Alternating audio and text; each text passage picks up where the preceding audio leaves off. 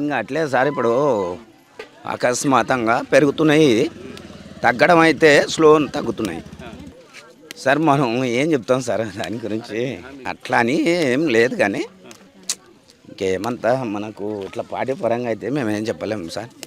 ఇప్పటి వరకు అయితే మాకేం జరిగింది ఏం లేదు సార్, మేలు జరిగింది ఏం లేదు.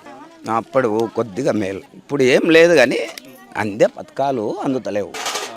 ఇదే మనకు జనాలకు అది గవర్నమెంట్ ఆయన ఇచ్చిన పథకాలు ఇంతవరకు అయితే ఏమి మాకు అందినట్లు లేదు. రికార్డులో ఇల్లు లేదు సార్ మాకు. రాలేదు సార్. అప్లై చేసినాము. అయితే మాది ఖాళీ స్థలం ఉండే, ఖాళీ స్థలం ఉంటే దానికి గుడిసె ఉంటే గుడిసె పీకేసినాం. అప్లై చేసినాం కానీ శాంక్షన్ కాలే.